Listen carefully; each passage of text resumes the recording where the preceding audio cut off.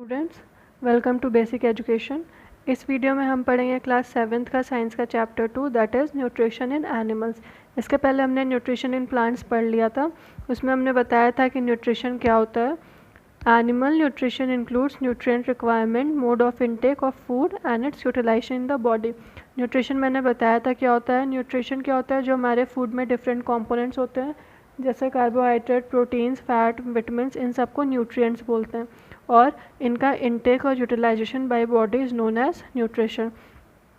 सो animal nutrition include कैसे होते हैं, इनको न्यूट्रिएंट रिक्वायरमेंट चाहिए होता है। Mode of intake of food मतलब इनका खाना खाने का या बॉडी में इंजेक्शन का क्या तरीका होता है, और इन सब चीज़ों को वो यूटिलाइज़ कैसे करते हैं जो डिफरेंट कंपोनेंट्स प्रेजेंट होते हैं, जो भी विटामिन्स मिनरल्स प्रेजेंट होते हैं, इन सब की प्रोसेस को हम न्यूट्रिशन बोलते हैं। सो यहाँ पे देखते हैं the components of food such as carbohydrate are complex substance. These complex substance cannot be utilized as such, so they are broken down into simpler substance. सबसे पहले डाइजेशन को डिफाइन करेंगे। डाइजेशन क्या होता है, कॉम्प्लेक्स सब्सटेंस को simple substance में break down करने की प्रोसेस को हम डाइजेशन कहते हैं। ठीक है, तो डाइजेशन को कैसे डिफाइन करेंगे, the process of breaking down of complex substance into simpler substance is known as digestion. अब यहाँ पे different ways to taking food. Different animals जैसे human beings, plants, animals, birds, snake, and इन सब animals के different ways हैं। सबके खाने का तरीका एक जैसा नहीं होता है। इसी तरह सारे एनिमल्स के डिफरेंट मोड्स हैं फूड इनटेक के। यहाँ पे हम स्टार्ट करेंगे सबसे पहले ह्यूमन से। Digestion in humans. ह्यूमन में हम खाना कहाँ से लेते हैं, we take food through mouth. Mouth के थ्रू हम फूड लेते हैं, उसको डाइजेस्ट करते हैं, यूटिलाइज़ करते हैं। हमारे जो भी बॉडी में क्या क्या प्रेजेंट होते हैं, जहाँ जहाँ से फूड पास होता है, क्या क्या कंपार्टमेंट होते हैं। बक्कल कैविटी होता है, ये डायग्राम में दिखाया गया है बक्कल कैविटी। सेकंड ईसोफेगस या फूड पाइप भी बोलते हैं इसको। ईसोफेगस खाना यहाँ से लेते हैं, फिर ईसोफेगस से पास होते हुए थर्ड स्टमक, स्टमक में आता है खाना, फिर यहाँ से स्मॉल इंटेस्टाइन में आएगा, स्मॉल इंटेस्टाइन से लार्ज इंटेस्टाइन में जाता है, लार्ज इंटेस्टाइन रेक्टम पे ख़त्म होती है, फिर वहाँ से फाइनली एनएस के through waste material excrete out हो जाते हैं, बॉडी से बाहर निकलते हैं। सो दीज पार्ट टुगेदर, ये सारे पार्ट्स मिलके एलिमेंट्री कैनाल या डाइजेस्टिव ट्रैक्ट बनाते हैं बॉडी में। The food components gradually get digested as food travels through the various compartment. जैसे जैसे फूड इन कंपार्टमेंट से पास होता रहता है, उसका डाइजेशन होता रहता है। Inner walls of stomach and small intestine and the various glands associated with the canal such as salivary glands, liver, pancreas, ये सारे जो भी ग्लैंड्स होते हैं ये डाइजेस्टिव जूस सिक्रीट करते हैं। डाइजेस्टिव जूस का फंक्शन क्या होता है, कॉम्प्लेक्स फूड को सिंपल फूड में कन्वर्ट करते हैं ये। सो डाइजेस्टिव ट्रैक्ट जो भी हैं ये सारे डाइजेस्टिव ट्रैक्ट, और साथ में इनकी जो भी ग्लैंड्स प्रेजेंट होती हैं, इन दोनों को मिला के हम डाइजेस्टिव सिस्टम बोलते हैं। अब यहाँ पे स्टार्ट करते हैं। First is mouth and buccal cavity. Food is taken into the body through the mouth. Food body में जाता है माउथ के through. Mouth, the process of taking food into the body is known as ingestion. खाना लेने की body में लेने की प्रोसेस को इंजेशन बोलते हैं। प्रोसेस जिसके थ्रू खाना बॉडी में इनटेक हो रहा है, उस प्रोसेस को हम इंजेशन बोलते हैं। We chew the food with the teeth and break it down mechanically into small piece.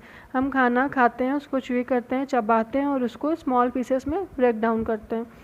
Each tooth is rooted. Break down करने में हमारी हेल्प कौन करता है, टीथ।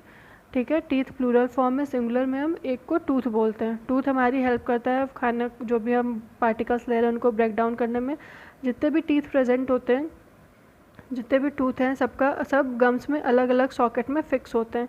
यहाँ पे टूथ का बताया गया है कितने टाइप के होते हैं, 4 टाइप्स के होते हैं basically. Incisors, canine, premolar and molar. Half part देखें तो 2 इंसाइजर्स प्रेजेंट हैं, 1 कैनाइन, 2 प्रीमोलर और 3 मोलर। तो बेसिकली टूथ का फॉर्मूला कैसा होता है, 2 1 2 1 2 3। हाफ पार्ट का 2 1 2 3 डिवाइडेड बाई 2 1 2 3, नीचे का 2 1 2 3 ये हाफ पार्ट होता है। सो अभी सिर्फ इतना जानना है कि टीथ के 4 टाइप्स हैं, incisors, canine, premolar and molar. Milk teeth और परमानेंट टीथ, 2 टाइप के टीथ होते हैं। मिल्क टीथ 7 to 10 या 6 to 8 एज तक होता है, उसके बाद मिल्क टीथ गिर जाते हैं या फॉल ऑफ हो जाते हैं। फिर जो भी सेकेंडरी टीथ का ग्रोथ होता है उसको हम परमानेंट टीथ कहते हैं। ये हमारे ओल्ड एज तक ओल्ड एज तक ये हमारे टूथ गम्स के सॉकेट में फिक्स होते हैं। अगर परमानेंट टीथ गिरते हैं तो दोबारा से टीथ का ग्रोथ नहीं होता है।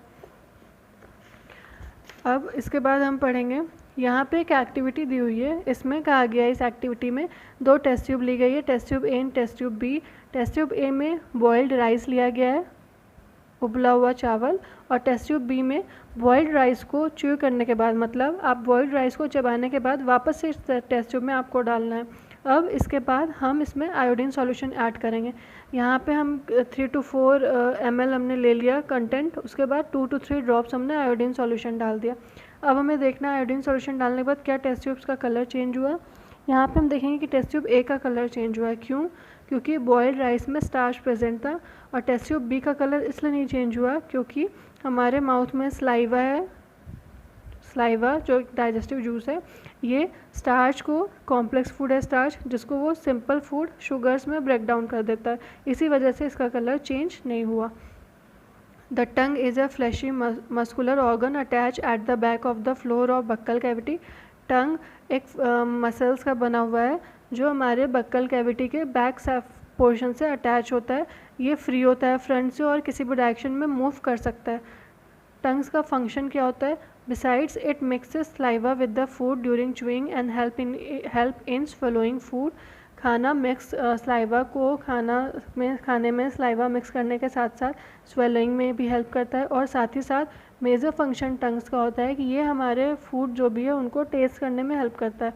कैसे हेल्प करता है? टंग्स पे डिफरेंट टेस्ट बड्स प्रेजेंट होते हैं जिनकी हेल्प से हम फूड को टेस्ट कर सकते हैं। अब यहाँ पे सेकेंड है द फूड पाइप और oesophagus. Swallowed food passes into the food pipe और ईसोफेगस। माउथ से जो भी हमने फूड लिया अब वो ईसोफेगस से पास होते हुए स्टमक में हमारे आएगा। ईसोफेगस हमारा हेल्प करता है फूड पास करने में। ईसोफेगस लोकेटेड होता है between the chest cavity and the neck. ये नेक और चेस्ट कैविटी से होते हुए स्टमक से अटैच होता है नीचे। Actually, the movement of takes place throughout the alimentary canal and pushes the food downward. Food pipe या ईसोफेगस फूड को डाउनवर्ड मूवमेंट में हेल्प करता है। अब यहाँ पे third, stomach is a thick walled bag. It is like a flat and J shape. Stomach J structure J shape जैसा होता है, थिक वॉल्ड बैग होता है। यहाँ पे देखिए जे शेप जैसा स्ट्रक्चर है। स्टमक अटैच होता है फ्रंट में ईसोफेगस से और इसकी ओपनिंग होती है स्मॉल इंटेस्टाइन में। The inner lining of stomach secretes mucus. Stomach की जो इनर लाइनिंग होती है उससे म्यूकस सिक्रेट होता है। Hydrochloric acid, HCl acid and various digestive juice secrete होते हैं। म्यूकस क्या करता है? स्टमक की इनर लाइनिंग को प्रोटेक्ट करता है। The acid kills many bacteria that enters along with the food and make the medium in the stomach acidic. जो एसिड हमारी बॉडी में HCl हाइड्रोक्लोरिक एसिड जो सिक्रेट हो रहा है वो हेल्प करता है मिनी बैक्टीरियाज को किल करने में और जो भी कॉम्प्लेक्स फूड आ रहा है उसके ब्रेक डाउन में। और it makes the medium in the stomach acidic and help the digestive juices to act. और HCl स्टमक का एसिडिक मीडियम मेंटेन करता है जो हेल्प करता है डाइजेस्टिव जूसेस को उनका फंक्शन परफॉर्म करने में। डाइजेस्टिव जूसेस जो होते हैं वो प्रोटीन्स को सिंपल सब्सटेंस में ब्रेक डाउन करते हैं। अब यहाँ पे पढ़ेंगे small intestine. Small intestine highly coiled structure है, 7.5 मीटर लॉन्ग होता है और लीवर और पैंक्रियाज का सेक्रेशन ये रिसीव करता है। और साथ ही साथ लीवर और पैंक्रियाज के सेक्रेशन के साथ साथ स्मॉल इंटेस्टाइन खुद भी जूसेस सेक्रेट करते हैं।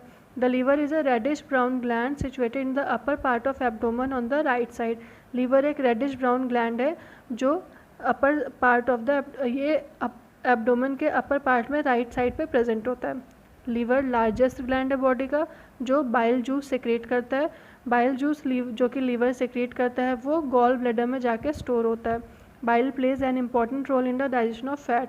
बाइल जूस जो कि लीवर सेक्रेट करता है वो फैट के डाइजेशन में हेल्प करता है।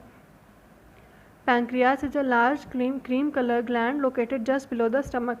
पैंक्रियास क्रीम कलर की ग्लैंड होती है जो स्टमक के बिलो प्रेजेंट होती है। The pancreatic juice pancreatic juice secrete करता है जो हेल्प करता है कार्बोहाइड्रेट, फैट और विटामिन्स के डाइजेशन में, उनको कॉम्प्लेक्स फूड से सिंपल फूड में चेंज करता है।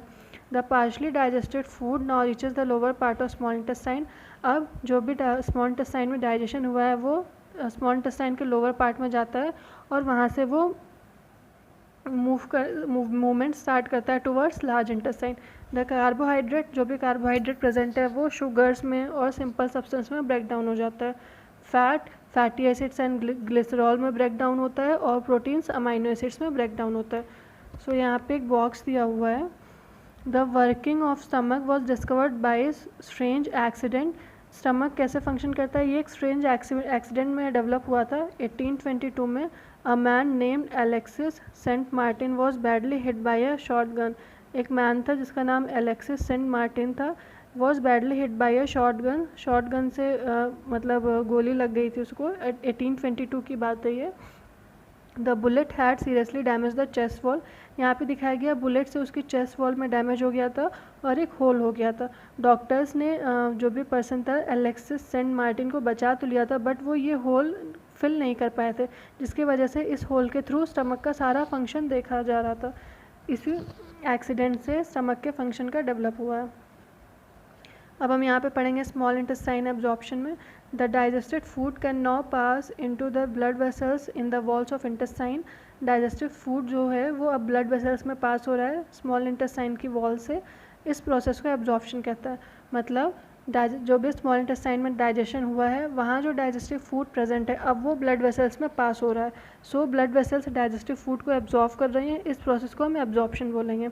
The inner walls of small intestine के इनर वॉल्स पे वेरियस फिंगर लाइक प्रोजेक्शंस या आउटर ग्रोथ होती हैं जिनको हम विलाई बोलते हैं। विलाई क्या करते हैं, विलाई जो प्रेजेंट होते हैं ये सरफेस एरिया इंक्रीज़ करते हैं जिसके थ्रू ज़्यादा से ज़्यादा एब्जॉर्प्शन हो पाता है। Each villus has a network of thin and small blood vessels close to its surface. ये नेटवर्क होते हैं थिन या और स्मॉल ब्लड वेसल्स की।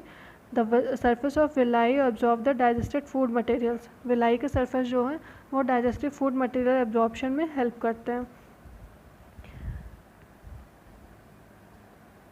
The absorb substance are transported via the blood vessels. जो एब्जॉर्ब सब्सटेंस है वो blood vessels में ट्रांसपोर्ट होते हैं through different organs where they are use to build complex substance. अब जो डाइजेशन हुआ है वो स्मॉल इंटेस्टाइन से डिफरेंट ऑर्गन्स में जाएगा बॉडी के, जहाँ उनके हेल्प से कॉम्प्लेक्स सब्सटेंस बनेगा और इस प्रोसेस को एसिमिलेशन बोलते हैं। In the cells glucose break down with the help of oxygen into carbon dioxide and water. Cells में ग्लूकोज का ब्रेक डाउन होता है कार्बन डाइऑक्साइड एंड वाटर में with the help of oxygen, और इस रिएक्शन में अलॉट ऑफ एनर्जी रिलीज होती है। The food that remain undigested. अब जो फूड अनडाइजेस्टेड डाइजेस्ट नहीं हुआ है वो लार्ज इंटेस्टाइन में एंटर करता है। Large intestine is wider and shorter than small intestine. Large intestine wider means चौड़ी और स्मॉल इंटेस्टाइन से छोटी होती है। स्मॉल इंटेस्टाइन 7.5 मीटर लॉन्ग थी और हमारी लार्ज इंटेस्टाइन 1.5 मीटर लेंथ में होती है। इसका फंक्शन है वाटर को एब्जॉर्व करना और कुछ सॉल्ट्स जो फूड में प्रेजेंट होते हैं उनका एब्जॉर्प्शन करता है और अनडाइजेस्टेड फूड मटेरियल्स को एक्सक्रीट आउट करने में। The remaining waste passes into the rectum. जो वेस्ट है अनडाइजेस्टेड फूड मटेरियल्स है वो रेक्टम में पास होता है और सेमी सॉलिड फॉर्म में प्रेजेंट होता है। The faecal matter is remove through the anus from time to time, this is called egestion. Removal of faecal matter, जो भी undigested solid particles food particles present होते हैं उनका रिमूवल बॉडी से from time to time from anus is known as egestion. अब यहाँ पे हम देखेंगे digestion in grass eating animals. Have you observe cows, buffaloes and other grass eating animals chewing continuously even when they are not eating. आपने देखा होगा कभी कभी कुछ एनिमल्स जैसे काऊ हैं, बफेलो हैं, ये खाना नहीं खा रहे होते हैं तो भी दिन भर मुंह चलता रहता है, मीन्स चबाते रहते हैं कुछ चीज़ों को। Actually they quickly swallow the grass and store it in a part of stomach called Roman.